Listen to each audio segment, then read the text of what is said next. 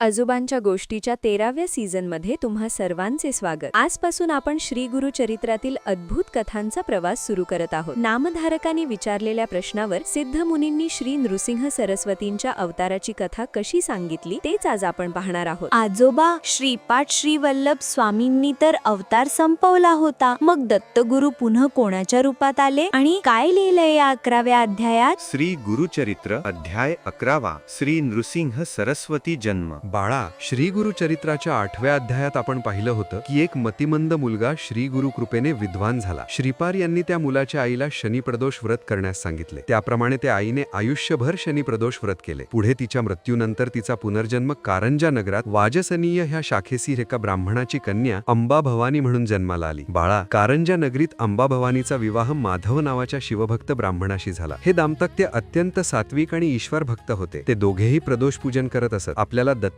ह्यांच्यासारखा पुत्र हवा अशी त्यांची इच्छा होती। एके दिवशी अंबा भवानीला डोहाळे लागले, पण ते साधे नव्हते। ती साक्षात ब्रह्मज्ञान बोलू लागली आणि तो भाग्याचा दिवस उजाडला। 9व्या महिन्यात अंबा भवानीने एका पुत्राला जन्म दिला। पण बाळा, तो चमत्कार काही वेगळाच होता। बाळ जन्माला आल्यावर रडण्याऐवजी स्पष्ट शब्दात ओम अर्थात ओंकार म्हणू लागले। हे पाहून तिथले लोक चकित झाले। ज्योतिष्यांनी त्याचं जातक वर्तवलं आणि सांगितलं, हा मुलगा केवळ तुमचा पुत्र नाही तर साक्षात जगद्गुरु आहे। याचे चरण म्हणजे चिंतामणी आहेत। बापरे, जन्मताच ओम म्हटले। आजोबा, मग त्यांचं नाव काय ठेवलं? बाळा, 10व्या दिवशी त्याचं नामकरण झालं। त्याचं जन्मनाव शालग्राम देव ठेवण्यात आलं, पण व्यवहारात लोक त्याला नरहरी म्हणू लागले। आई अंबा भवानीला वाटलं की आपल्या बाळाला दूध पुरत नाहीये, तेव्हा त्या बाळाने फक्त आईच्या स्तनाला स्पर्श केला आणि दुधाच्या 32 धारा वाहू लागल्या। आई वडील थक्क झाले, पण त्यांनी हे कुपित कोणालाही सांगितलं नाही। नरहरी मोठे होऊ लागले, पण ते ओम सोडून दुसरा कोणताही शब्द बोलत नसत। लोकांना वाटलं मुलगा मुका आहे। आई वडील काळजीत पडले। 7 वर्ष झाली तरी बाळ बोलेना। तेव्हा नरहरींनी आईला खुणेने सांगितलं की माझी मुंज करा, मगच मी बोलेन। आणि जेव्हा मुंज झाली तेव्हा साऱ्या जगाला धक्का बसला। मुंजीत गायत्री मंत्राचा उपदेश घेतल्यावर नरहरींनी आईकडून पहिली भिक्षा घेताना चक्क ऋग्वेद म्हणून दाखवला, दुसऱ्या भिक्षेला यजुर्वेद आणि तिसऱ्या भिक्षेला सामवेद। 7 वर्षांच्या मुलाने मुखातून 4ही वेदांचे पठण केले। बाळा, मुंज झाल्यावर नरहरींनी आपल्या आईला सांगितलं, आई, आता मी ब्रह्मचारी झालो आहे, मला आता संन्यास घेऊन तीर्थयात्रेला जायचे आहे। आई वडील रडू लागले।